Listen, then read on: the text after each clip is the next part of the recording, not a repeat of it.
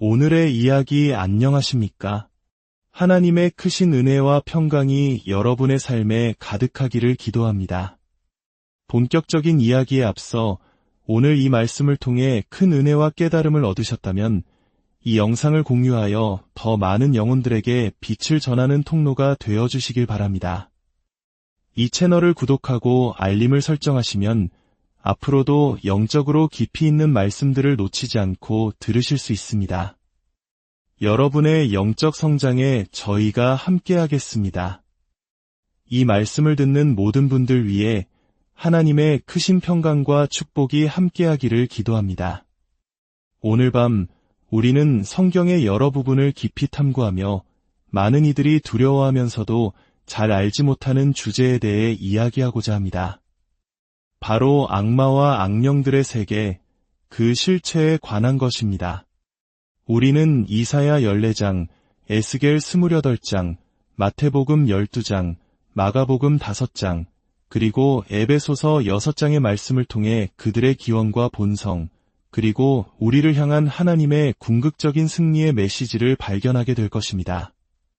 먼저 에스겔 28장과 이사야 14장의 말씀 속으로 들어가 아주 먼 옛날 타락하기 이전의 한 천사에 대한 묘사를 살펴보겠습니다.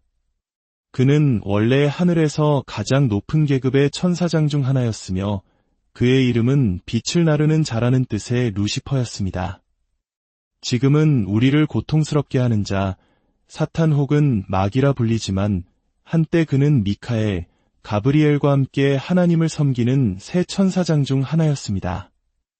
에스겔 28장 13절부터 시작되는 말씀은 인류가 창조되기도 전 어쩌면 수백만 년 전일지도 모르는 태초의 어느 한 장면을 그리고 있습니다. 하나님께서는 타락하기 전 루시퍼의 모습을 이렇게 묘사하십니다. 내가 옛적에 하나님의 동산 에덴에 있어서 각종 보석꽃 홍보석과 황보석과 금강석과 황옥과 홍마노와 창옥과 청보석과 남보석과 홍옥과 황금으로 단장하였으며 내가 지음을 받던 날에 너를 위하여 소고와 비파가 준비되었도다. 너는 기름 부음을 받고 덮는 그룹임이여 내가 너를 세움에 내가 하나님의 성산에 있어서 불타는 돌들 사이에 왕래하였도다. 상상해 보십시오.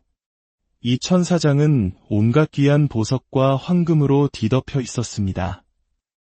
많은 성서학자들은 태초의 지구에는 귀한 보석과 금이 땅속이 아닌 지표면에 널려 있었다고 믿습니다. 루시퍼는 타락하기 전 다이아몬드처럼 불꽃같이 빛나는 그 보석들 사이를 거닐며 그 모든 것을 다스리는 권세를 가졌습니다. 그의 아름다움과 지혜는 완벽했습니다. 그러나 그 완벽함은 오래가지 못했습니다. 성경은 말씀합니다. 내가 지음을 받던 날로부터 내 모든 길이 완전하더니 마침내 내게서 불의가 드러났도다. 내가 아름다움으로 마음이 교만하였으며 내가 영화로움으로 내 지혜를 더럽혔으며 그의 마음에 교만이 싹튼 것입니다. 이사야 14장 12절은 그 타락의 순간을 생생하게 보여줍니다. 너 아침의 아들 계명성이여 어찌 그리 하늘에서 떨어졌으며 너 열국을 엎은 자여 어찌 그리 땅에 찍혔는고. 내가 내 마음에 이르기를 내가 하늘에 올라 하나님의 뭇별 위에 내 자리를 높이리라. 내가 북극 지표의 산 위에 앉으리라. 가장 높은 구름에 올라가 지극히 높은 이와 같아지리라 하는도다. 그는 자신의 아름다움과 지혜에 취해 창조주이신 하나님의 자리를 넘보았습니다. 하나님의 영광을 가로채려 했습니다. 이 교만한 마음이 바로 죄의 시작이었습니다. 하나님은 그의 마음속에 있는 죄를 보시고 그를 심판하셨습니다. 그러나 이제 내가 스올 곳 구덩이 맨 밑에 떨어짐을 당하리로다. 하나님은 그를 하늘에서 땅으로 내쫓으셨습니다. 성서학자들은 루시퍼가 하늘에서 쫓겨날 때 바로 그때 이 땅이 혼돈에 빠지고 황무지가 되었다고 믿습니다. 그의 타락으로 인해 땅이 흔들리고 왕국들이 무너졌습니다. 그는 자신의 감옥문을 결코 열지 않는 자가 되었습니다. 그렇습니다. 영혼을 잃어버린 모든 사람은 바로 이 마귀의 감옥에 갇히게 되는 것입니다. 이제 우리는 마태복음 12장으로 넘어가 우리 시대에 활동하는 악령들의 모습을 살펴보겠습니다. 예수님께서는 이렇게 말씀하셨습니다. 더러운 귀신이 사람에게서 나갔을 때에 물 없는 곳으로 다니며 시기를 구하되 쉴 곳을 얻지 못하고, 여기서 물 없는 곳이란 사람이 살지 않는 황량한 곳, 즉 육체가 없는 상태를 의미합니다. 악령들은 하늘에서 쫓겨날 때 자신의 몸을 잃어버렸습니다. 그래서 그들은 쉼을 얻기 위해 끊임없이 인간의 몸, 즉 거처할 집을 찾아 헤맵니다. 그들이 유일하게 안식을 얻을 수 있는 곳이 바로 사람의 몸이기 때문입니다. 악령은 말합니다. 내가 나온 내 집으로 돌아가리라. 얼마나 끔찍한 말입니까? 악령이 한때 머물렀던 인간의 몸을 내 집이라고 주장하는 것입니다. 우리 인간이 그들의 소유물이라고 여기는 것입니다. 오늘 밤 예수 그리스도께서 저에게 당신의 소유라는 표식을 해주셨고, 제가 하나님께 속해 있다는 사실이 얼마나 감사한지 모릅니다. 예수님은 계속해서 경고하십니다. 악령이 돌아와 보니 그 집이 비고 청소되고 수리되었거늘, 이에 저보다 더 악한 귀신 7을 데리고 들어가 거하니 그 사람의 나중 형편이 전보다 더욱 심하게 되느니라. 이는 악령들이 혼자가 아니며 그들 중에는 더 사악하고 강력한 존재들이 있음을 보여줍니다. 에베소서 6장 10절에서 사도 바울은 이 영적 실체에 대해 우리가 어떻게 맞서 싸워야 하는지를 알려줍니다. 끝으로 너희가 주 안에서와 그 힘의 능력으로 강건하여지고 마귀의 간계를 능히 대적하기 위하여 하나님의 전신갑주를 입으라. 우리의 씨름은 혈과 육을 상대하는 것이 아니요 통치자들과 권세들과 이 어둠의 세상 주관자들과 하늘에 있는 악의 영들을 상대함이라. 우리의 싸움은 눈에 보이는 사람이 아니라 이 세상을 지배하는 어둠의 영적 세력과의 싸움입니다. 그러므로 우리는 하나님의 전신갑주를 입고 악한 날에 능히 그들을 대적하고 모든 일을 행한 후에 굳건히 서야 합니다. 이제 우리는 성경 전체에서 악령에 대해 가장 강력하고 극적인 장면을 담고 있는 마가복음 5장으로 가보겠습니다. 예수님께서 배를 타고 거라사인의 지방에 이르셨을 때 배에서 나오시자마자 더러운 귀신 들린 사람이 무덤 사이에서 나와 예수를 만났습니다. 그는 쇠사슬로도 맬 수 없을 만큼 힘이 장사였고 밤낮으로 무덤 사이에서나 산에서나 늘 소리 지르며 돌로 자기 몸을 해치고 있었습니다. 그런 그가 멀리서 예수를 보고 달려와 절하며 큰 소리로 부르짖었습니다. 지극히 높으신 하나님의 아들 예수여, 나와 당신이 무슨 상관이 있나이까? 원하건대 하나님 앞에 맹세하고 나를 괴롭히지 마옵소서. 이는 예수께서 이미 그에게 더러운 귀신아 그 사람에게서 나오라고 명령하셨기 때문입니다. 예수께서 물으셨습니다. 내 이름이 무엇이냐? 그가 대답했습니다. 내 이름은 군대니 우리가 많음이니이다. 군대는 로마 군대의 한 부대로 수천 명의 군사를 의미합니다. 한 사람 안에 수천의 악령이 들어가 있었던 것입니다. 그들은 예수님께 자신들을 그 지방에서 내보내지 말아달라고 간청했습니다. 마침 그곳 산에 큰 돼지떼가 있었고 모든 악령들은 예수께 간청했습니다. 우리를 돼지에게로 보내어 들어가게 하소서. 그들은 사람의 몸에 들어가는 것이 거부당하자 차라리 동물에게라도 들어가기를 간청한 것입니다. 육체가 없는 상태를 그토록 견디지 못하는 것입니다. 예수께서 허락하시니 더러운 귀신들이 나와서 돼지에게로 들어갔습니다. 그러자 거의 2,000마리나 되는 돼지떼가 바다를 향하여 비탈로 내리달아 바다에서 몰사하고 말았습니다. 이 소식을 들은 마을 사람들이 와서 귀신 들렸던 자, 곧 군대 귀신이 집혔던 자가 옷을 입고 정신이 온전하여 앉은 것을 보고 두려워했습니다. 세상은 언제나 온전한 정신을 가진 사람을 두려워합니다. 그 사람은 예수님과 함께 있기를 간구했지만 예수님은 허락하지 않으시고 말씀하셨습니다.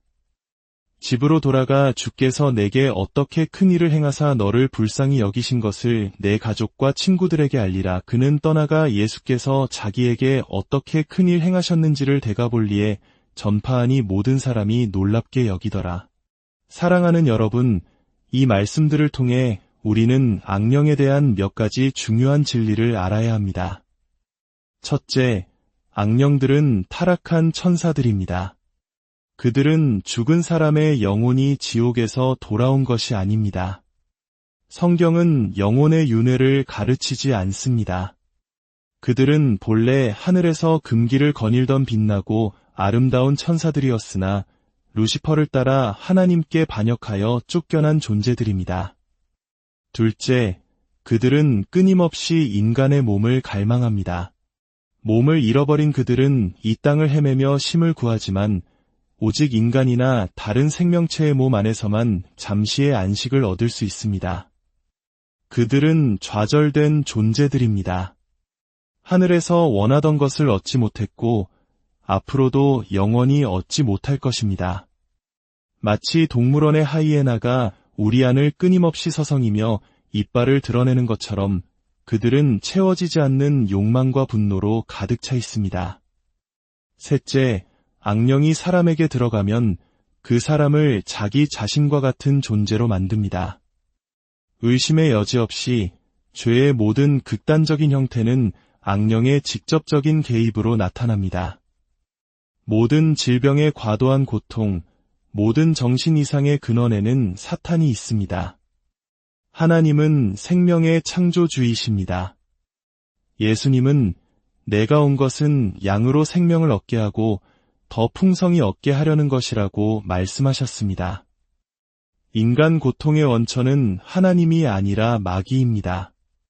거라사인의 광인은 더러운 귀신에 사로잡히자 그 자신이 더러운 존재가 되었습니다.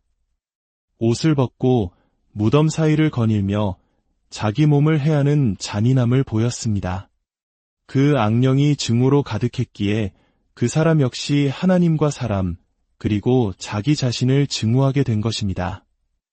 예수님께서는 듣지 못하게 하는 귀신 들린 아이를 고치셨습니다. 이는 일반적인 청각장애와는 다른 악령으로 인한 질병이 있음을 보여줍니다. 또 18년 동안 약하게 하는 귀신에게 매여 허리를 펴지 못하던 여인을 고쳐주셨습니다. 그 악령이 떠나가자 그녀의 허리는 곧게 펴졌습니다. 간질을 일으키는 악령도 마찬가지입니다. 의학적인 간질도 있지만 악령이 사람의 몸에 들어가면 그 악령의 본성대로 몸이 경련을 일으키게 되는 것입니다. 넷째, 모든 악령들은 예수님과 그분의 능력을 가진 신실한 제자들을 알아봅니다.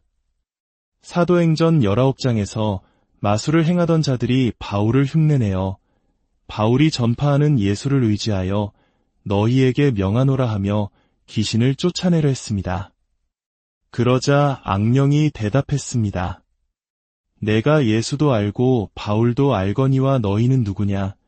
그리고 귀신 들린 사람이 그들에게 뛰어올라 그들을 이기니 그들이 상하여 벗은 몸으로 그 집에서 도망쳤습니다. 악령들은 누가 진정으로 그리스도의 권세를 가졌는지 정확히 압니다.